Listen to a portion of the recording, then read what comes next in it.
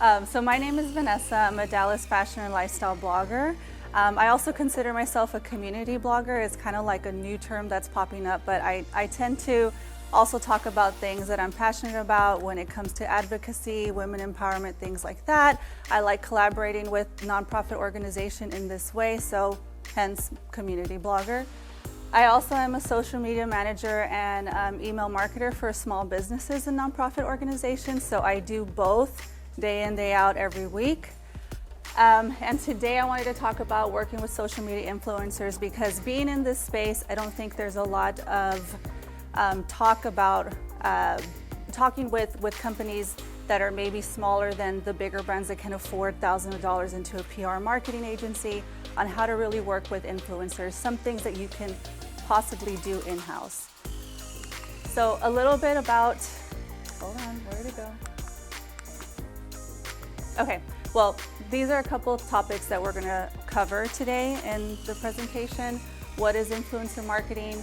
Celebrity influencers versus social media influencers, influencer marketing strategy, content creation process, finding the right influencer, and influencer marketing ideas.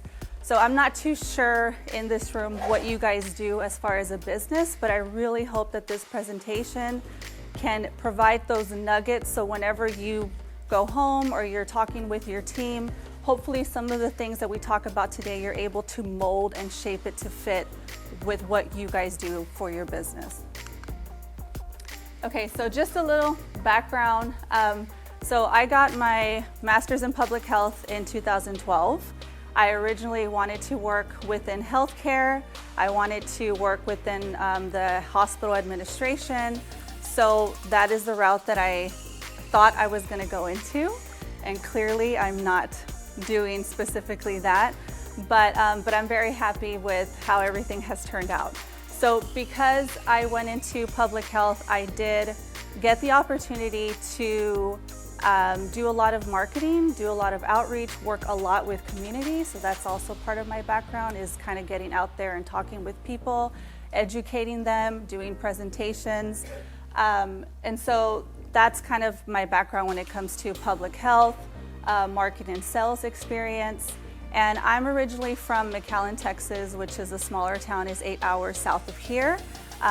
This year would make 8 years that I've been living here. And is anybody here from a smaller town by chance? No? Okay, so everybody is from this area? No? Okay, but just not a smaller town. Okay, when you're from a smaller town, you are limited on resources. I just did not feel like I was going to be able to really fulfill my full potential. And so I just decided to go. I'm the only one from my family that decided to leave. My mom thought, why? You have everything here. Your family's here. There's universities here. There's, you got everything here. But I decided to leave just because there's a quote that I truly live my life by, and it's called, live the life that you have imagined. And literally that's the way, everything that I've done up to this point is because that's how I envision myself in my life. Now, I know I won't be able to accomplish everything that I want to accomplish within this lifetime, but there's some points that I want to fulfill, and one of those was just being able to move to a different city that offers more in resources, more that I can do. And so it brought me here, and I'm very happy because everything's been going really well. So in 2015, I established my blog, which is Vanessa in Dallas. And when I first started blogging, I literally just wanted to share just fashion things that I liked. There was nothing more than that. I didn't think anything beyond that. And one of the things that I think a lot of us, when we start our own businesses, we kind of just, we have like that passion of like, well, I like jewelry. I just want to share. I just want people to buy this jewelry. I want them to feel good when they wear it. It kind of starts with something like a simple foundation, and then it kind of grows, and it's this snowball effect, and it grows into something that you just did not expect. And for me, that was my blog. The blog has opened so many doors in terms of branding. I've learned how to grow a brand. I've learned how to build an audience, build a community. I've learned about aesthetic. I've learned so many things that I did not know that I would have learned otherwise. And I've learned so much about digital marketing, because essentially blogging, Instagram, social media, it's digital marketing. That's what it is. And so I've been able to use my traditional marketing skills with digital marketing, and it's one of the reasons why I'm able to present today about it, because of the blog I started in 2015. So in 2018, I decided to go full-time with digital marketing, and so now I have some clients that I work with on their social media marketing and their email marketing as well. So that's a little bit about my background. And the next two slides are going to be about quotes. So today we're going to talk about how to work with influencers, and I feel like these two quotes it's just something to keep in the back of your mind as you're going through this presentation. They define the presentation very well. The core of influencer marketing lies in building a solid relationship to ensure mutual value creation. Today, there is nothing more valuable than an audience. And this is very true today. I mean, essentially, all of us are inspirational. We're all influential. We all influence someone else, right? So what is influencer marketing? Influencer marketing is a form of collaboration. A business collaborates with an influential person to promote something. It could be a product, service, or a campaign. So how many of you know about influencer marketing? Okay. Have you already worked with some influencers in the past? Yes? Okay. And the ones that know about influencer marketing but haven't, can someone say why we haven't worked with them yet? Or? I just think that strategy would make sense for our business. Okay, what's your business? I own a special occasion babysitting company. Okay. Wow. What is the name of your? It's a special occasion babysitting company. So we do childcare at weddings, at corporate events, anywhere where the target audience has children, but they don't want the children necessarily to be part of the adult event. Oh, yeah, I know. That's really, yeah. Well, I do think you could probably use influencers. I think you can probably use influencers for any type of business if you just kind of, think about it a little bit more. So I really hope today you take away some points to implement it. Yes? So, we're in the travel industry. How do you find who are the influencers? So we are going to go over that. Yeah, this is just the beginning. So we're going to go over that later. So a couple of you know about influencer marketing. You're here because you know it's important. It's a trend. It's going that way, right? So we know it's important. It's definitely more than what this definition sums up. So I decided that it was important to cover between the difference of celebrity influence, social media influencer, because being in this space, there's always debate about the two. And basically the debate is always like, well, are celebrities really influencers? Are social media influencers, are they really celebrities? It just kind of goes back and forth. And so I thought as a basis, it would be important to kind of just use this as a foundation to be able to distinguish the two. So the differences between the two, first of all, both of them together, they both have a massive social following, and they both bring brand exposure. That's about the most that they have in common. The differences between the two is that one, a celebrity has built their audience, their fame, their brand, their name through the traditional channels of coming out on TV, radio, magazine, being a singer, an artist. That's how you likely have heard of them. A social media influencer didn't do that. They built their following through having a blog, a vlog, which is a video, YouTubers, things like that, or having their presence only on social media, Instagram, Facebook. So that's easy how to distinguish the two. The next one is, going back to this one, their audience gain following was due to their talent. So people are following them because they're an amazing singer. The audience gain for an influencer was due to a specific niche and creating content for that niche. Okay? The messaging for a celebrity most of the messaging that they provide, the information that they put out there, most demographics are going to hear about it. So for instance, I'm not a huge fan of the Kardashians. I don't hate them. I'm just, I don't really care for them too much. But if Kylie Jenner puts out a new lipstick, I'm likely going to hear about it, even though I might not be within her demographic. I'm going to hear about it. Whereas for the influencer, their messaging is across a specific demographic. So if there's an influencer that's talking about X brand that they're working with, the only way that I'll hear about it is if I'm within their niche, their demographic. Celebrities, they don't need to create content. They literally can just take a picture with the product, post it, and they're done. They don't need to think about how am I going to post this, how am I going to show the product best. They literally just post it on social media and the product will likely sell out. Whereas an influencer has to create content to display on their channel. So they have to take pictures, they have to do the editing, they have to follow the brand guidelines. There's a little bit more than just posting a photo. For a celebrity to work with a brand, they're very expensive, and we'll see that in a little bit. Their rates are very expensive, whereas an influencer, they're less expensive and they're relatable. So influencers, as you guys know, they're more your everyday people that are living their everyday lives. They're just displaying their lives a little bit differently than someone who maybe does not have an interest in that industry.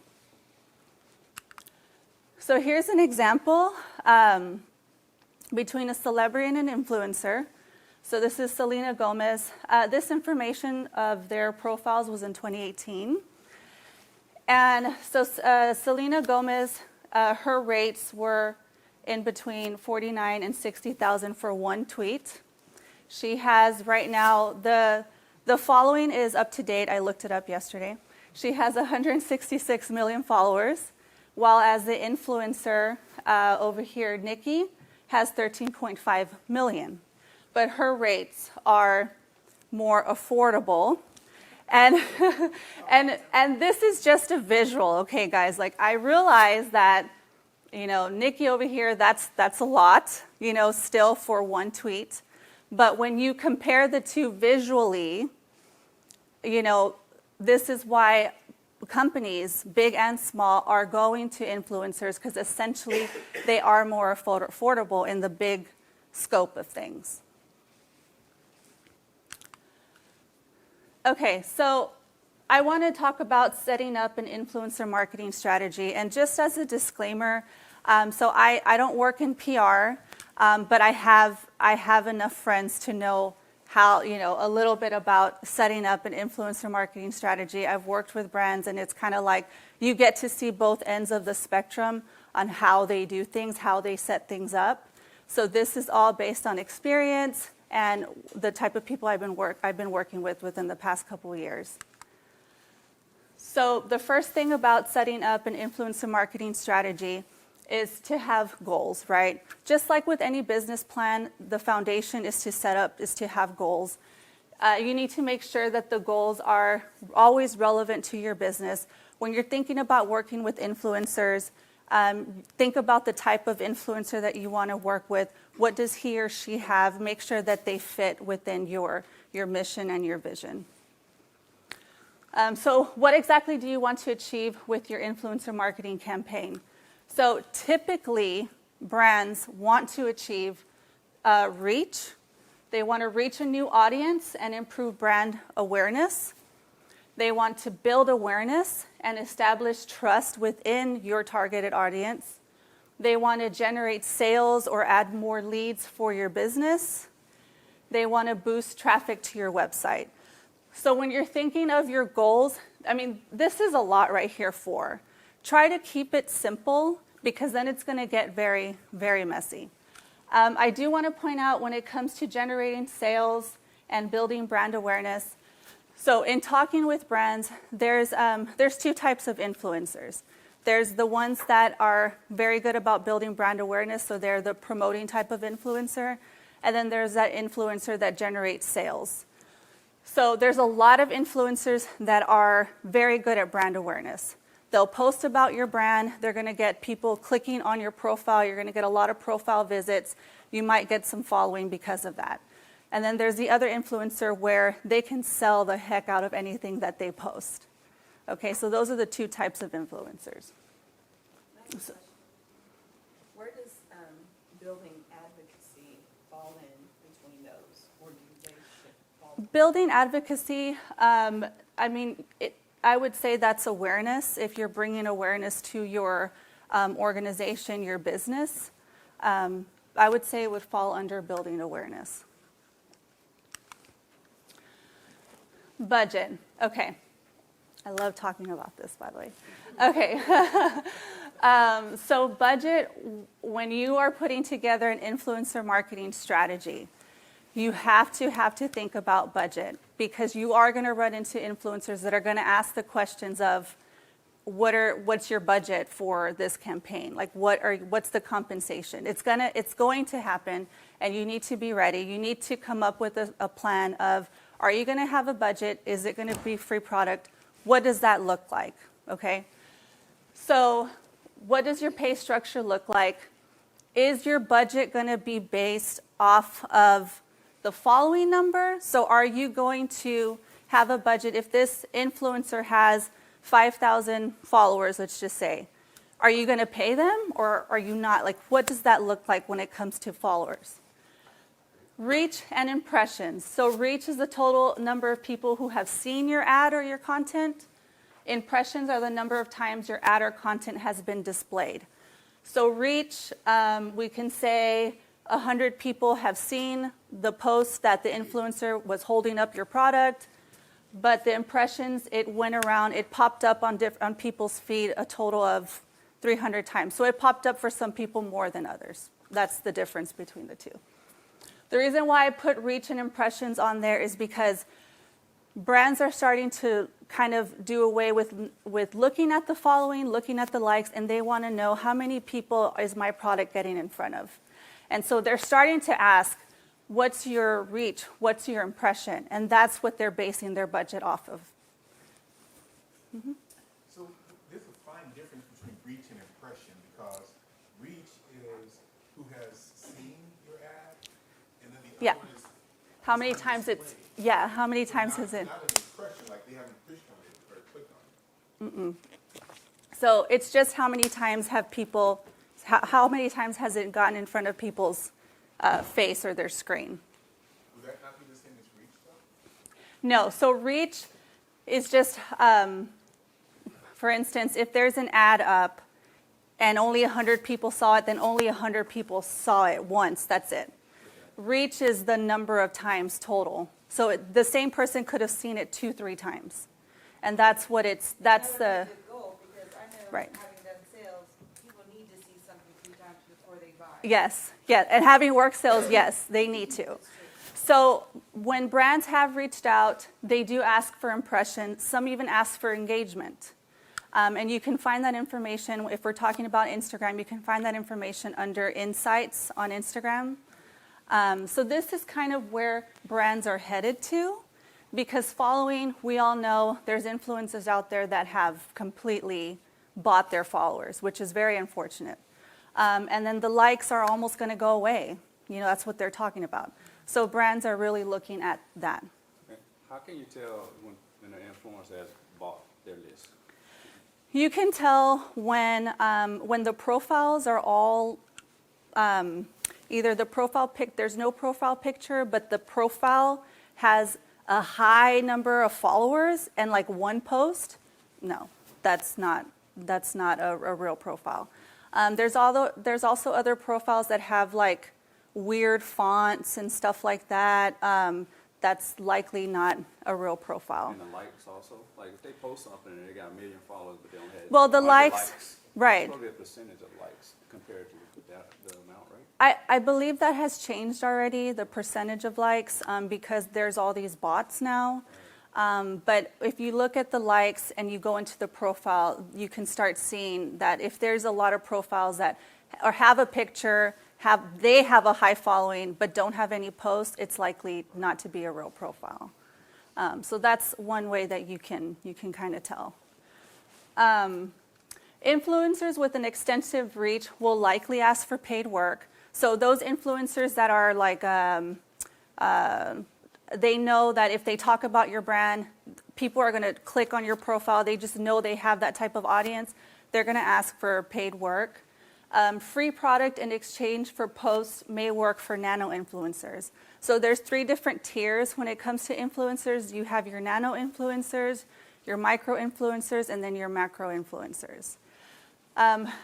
There's so much information out there on Google that I can't quote, a nano influencers between this bracket, but generally speaking, a nano influencer can be anywhere from 1,000 to 5, maybe right under 10,000.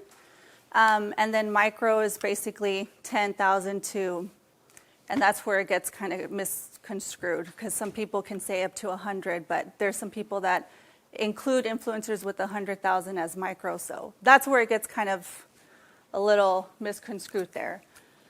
What was the last one? The micro? And the macro, yeah, they're just, the bigger influencer. Okay. Some other things to consider when setting up an influencer marketing strategy. So just to go back, your goals, what type of goals are you wanting to achieve with the influencer? What does your budget look like? And then your brand influencer relationship. So when you work with an influencer, are you going to work with them? Is it a short-term campaign? Is it a seasonal campaign? Is it long-term? Is it exclusive? Like what is the length that you want to work with them as far as a campaign? A lot of brands, they're shifting now. Like I have seen a shift where they're wanting to really establish a long-term relationship with their influencers because they're seeing the benefit of really getting to know them really getting to know the brand, and it just becomes a much more beautiful relationship than one-off campaigns where then you never hear about them again. So there has been a shift in this. So just kind of think about when you're working with influencers, what's the length of time that you want to work with them. When it comes to exclusivity, exclusivity can mean, let's say you're a jewelry company and you're going to work with an influencer. Exclusivity means that you have a requirement where they can't post about any jewelry 30 days, let's say 30 days before the post and 30 days after. So that's the exclusivity clause, if you want to call it that. So just think about those things.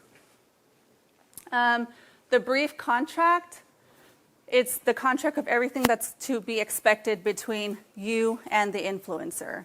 And that is so important, as you all know, to put things in writing. So think about the deliverables. Deliverables are also the assignments, the Instagram posts, how many. We'll go over that in just a bit more in detail. Deadlines, type of content, the messaging, the mood boards, hashtags, all of that. Okay, so the content, you were asking a really good question, and I did bring where I'm going to show you the content creation process of an influencer, because a lot of people don't know it's a lot of work when you're trying to create one image.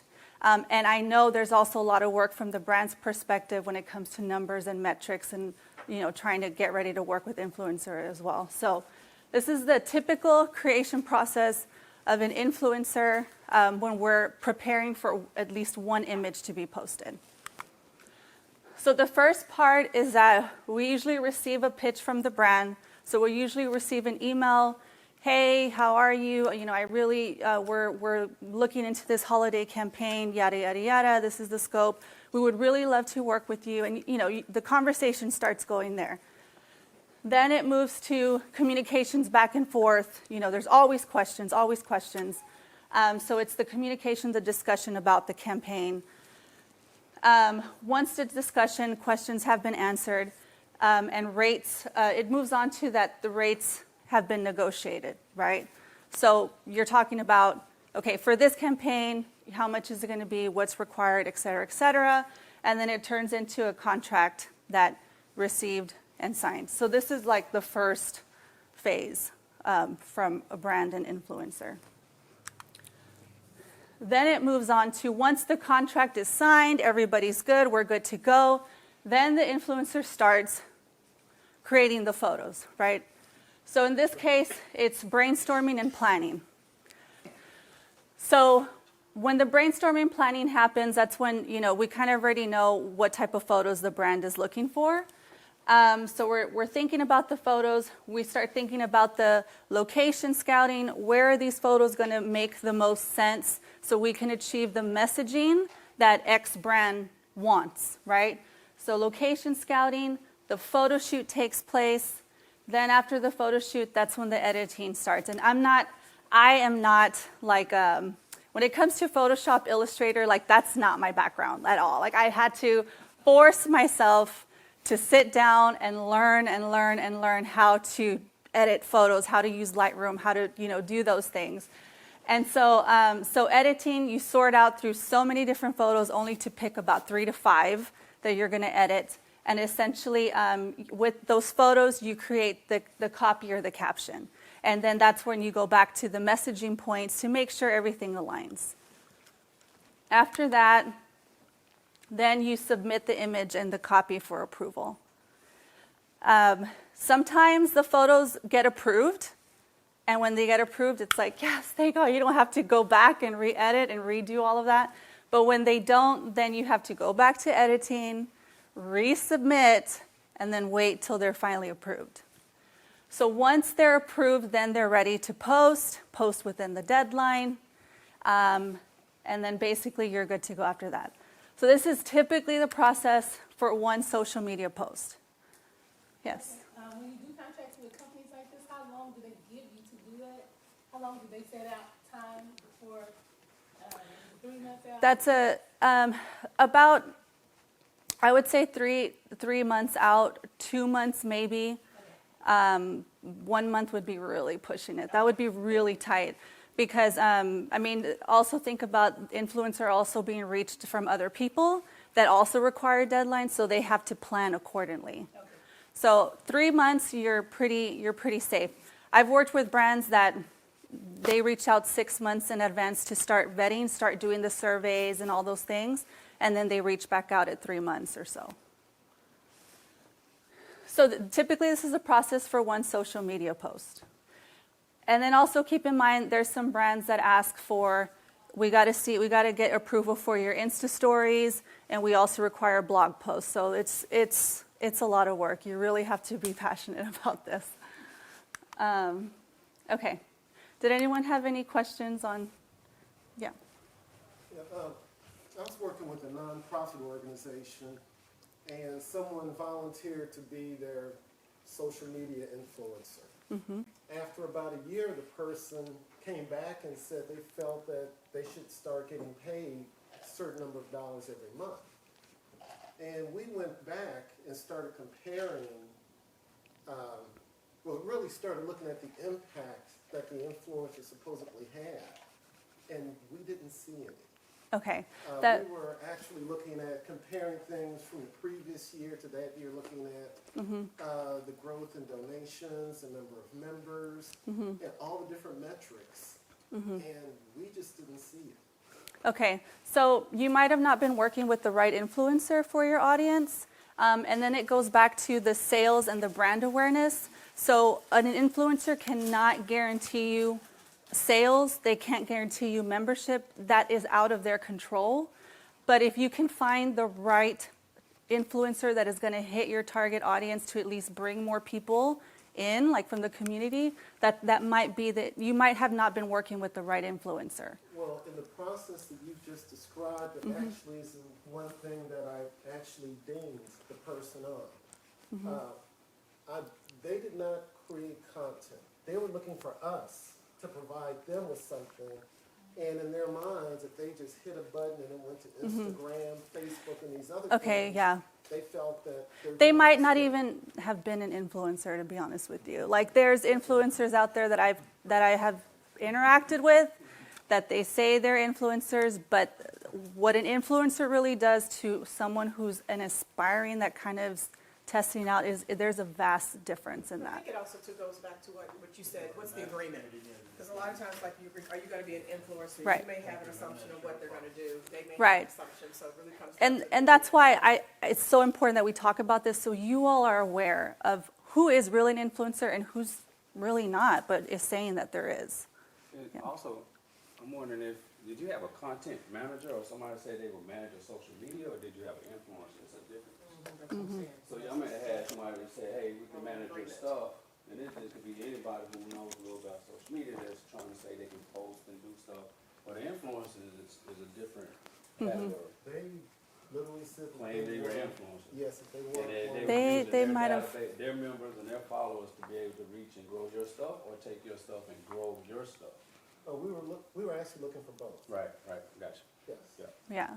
Yeah. So they might have not been what the influencer, they're supposed to create content for really that you can use, and they should have an audience that can also support you. Like, it's definitely a mutual working relationship. You both have to benefit from it. Any other questions or anything? There's also a chance that some company or brand could provide the information. Like Kendra Scott could have sent you photos and all of that and say, hey, we want to pay you to post this on your stuff, and here's what it is. They could have. There is another option where companies and brands can send you, like maybe what they were trying to say is like, you send me what you're going to post, I'll post it on my stuff. That's a whole different kind of thing. And so I think that maybe whatever more of the discussion in the contract, Right. say outline what y'all want and what you're looking to get out of that, and seeing if that matching, if they can do that before you sign up, like especially before you pay them. to Right. do that. And when you're paying an influencer, you're paying to have a right for their photos. You know, it's you pay them, they're supposed to give you photos. That's always the way it is. And then you have content to share.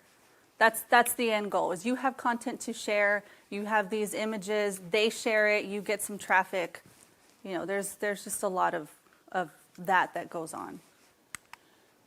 Okay, so finding the right influencers. Who are you trying to influence? You really have to really define your audience. And I know it's the new year. It's a perfect opportunity to kind of revisit who your audience is. It might have changed. So define your audience, develop an audience persona. Pay attention to the people that interact with your businesses the most, because that's your audience. That is your audience persona. The mom with a 3-year-old, the hardworking dad that provides for his family. Whoever it is, whoever's commenting, paying attention to your stuff the most, that's who your audience is. And that's the type of content you need to create for that person. So audience persona is really important. Relevant. So finding the right influencers, you want to make sure that their audience aligns with your target market. So going back to you, I don't think that person, obviously, he had her own, or whatever, their own thing. But they probably just did not align with your values as well. And that's where it comes with values. Values is so important. You want to get someone that's on, not only on your side, but that understands your mission, where you're coming from. You need to have shared values. Engagement. Finding the right influencers means that the entrance of the audience, their likes, their shares, their views, their comments. Likes, I put it on there because it still exists, but I don't want to put too much emphasis on likes because they're eventually going to go away. But look at their comments, how many people are viewing, what's their engagement like every day? Are they posting every day? What is that like, for them? Their trust of an audience. The reason why is because the comments that they receive, the more comments, the more engagement, means they have an audience that trusts them. So whatever they share, they have this loyal following. The aesthetic. Look at the influencer's aesthetic. Okay, it needs to look authentic. If they're promoting a mop, okay, it needs to feel and look authentic, that this mop is the best mop, or it just has to feel authentic. It can't just, right, like they actually needed it, and because there's some, there are some influencers that just will post just because they want to get paid for it, but it has nothing to do with their life. And that automatically should signal some type of little flag that, okay, if they're posting about X thing and how does that make sense in their life, then that might not be the right influencer. You can't really trust them. The consistent look, feel, tone. So Influencers that are real influencers, they care about their branding. They care about how their Instagram feed looks. They care about the color tone. They care about the feel of it, okay? And you can tell when you visit their page if they have a certain color tone, they're working on their branding. It needs to complement your own because remember, you're buying their images essentially. You're buying their images because you want to share them on your feed, on your website, on your social media. So it needs to complement your own aesthetic, okay? If there's an influencer that likes the color pink, white, yellow, and your aesthetic is more of the darker oranges or whatever, and you hire them to, do a campaign, you're going to be disappointed because their aesthetic is going to be the pinks, whites, and yellows. So look at their Instagram feed for their aesthetic. And also do your research. Get to know their brand. Get to know who they are, what they do, what they like, what they're passionate about, because they will research you too. I guarantee they'll do some research on you as well to see if your aesthetic is also good, if you match their values. It's the same thing. And then start to engage with their posts. So if you want to get a feel for how they interact, comment on some of their posts. See if they respond to you. How long does it take for them to respond to you? Do they respond at all? Just little things like that. Influencer marketing ideas. I know we're running out of time, so I'll try to go through this. But influencer marketing ideas. So this is just suggestions on ways that you can potentially work with influencers this year or whenever you guys put it. But when it comes to social media, you can do Instagram takeovers. Let's say there's a nonprofit and you want to invite them to tour your nonprofit and everything that you do for the community. You can invite them in and say, hey, we want you to do an Instagram takeover about our nonprofit and show the family area. You can do that with them. And it's really awesome because you share them on your feed and then they share you on theirs. So it's like it's such a good partnership in that sense. Giveaways are always fun. Posts, of course, the social media posts, the blogs, vlogs. If there's an influencer that has a certain expertise in something, maybe they're good at business or maybe they're good at, I don't know, there's so many things out there and you have a blog, invite them to write a piece for your blog. And that way it's helpful for their SEO and now you have content to share. Personalization, so depending on what your business is, you can always create a special discount code for their followers, friends to use. If you have an affiliate program, you can have a specialized affiliate link for them. Collab to create custom products. So when it comes to fashion, jewelry, apparel, there's been companies out there that have partnered, big and small, that have partnered with influencers, say, hey, I know you're passionate about women empowerment, or I know you're passionate about breast cancer awareness. I create jewelry. I want to make 3 to 5 pieces that will be under your name. So this is so-and-so influencer's, product or whatever. There's so many creative ways that you can work with an influencer. The features, talking about the guest blog, newsletter specific for your influencers or brand ambassadors. I put newsletter specific for your influencers because, and I'm going to go ahead and go back to Kendra Scott, because after the whole campaign was over, they have a newsletter specifically for their influencers that they work with. They let us know what's coming up. It's like a behind the scenes before things come out. And it just makes you feel special. It makes you want to work harder for them. And it just builds such a beautiful relationship. So these are just some ideas. You can definitely think outside the box, be creative when you're trying to work with an influencer. Yes. So, obviously, there are thousands of us wanting to reach out to influencers. And Yes. As an influencer yourself, Yes. what do you look for? I'm talking about the small business, not the ones that are going to start with paying you, Mm-hmm. But so I make a small line of organic products and I want you to try them. What makes you decide, obviously values and things, but what would appeal to you in the first interaction? I look at professionalism. So I do look at the feeds and I do look at, okay, like, is this person professional? Like, do they kind of know? Because the thing is if I'm going to show a product, and I know this is a lot for influencers, then you're bringing in your audience to visit your page. And your page has to make sense. Like, it has to go together. It has to be professional. It has to be active. You have to have ideas and a concept. And, you know, so those are the things that and when it comes to small businesses, all influencers will tell you that they will take into consideration small businesses because we get it. Like, we know we're all trying, you know, and so there's influencers, they're not going to say no. They will take you into consideration, and even more if you have everything together, if that makes sense. Because even though you're a small business, you can look just as professional as a big business. So, hope that answers your question. Okay. Okay, so there was a lot of information, but if there's anything that you can remember when you leave out today is that what influencer marketing is, and it's a collaborative effort in which both brand and the influencer benefit from promoting X product to achieve the same goal, okay? To have a successful campaign, you need to establish the groundwork. You need to really think about everything that we talked about, the audience persona, type of influencer, etc. Finding the right influencer is the key in reaching your target audience. You know, that's essentially, you know, we don't want that to happen, right?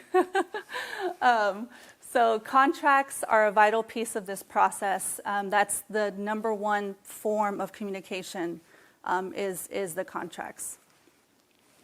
The last thing I will say that I didn't touch base on is the FTC guidelines. When you are working with an influencer, if it's if you're paying them for their posts and their photos, etc., you need to make sure that you have in the contract that it's #ad, #sponsored, because FTC, like, you don't want to get in trouble with FTC.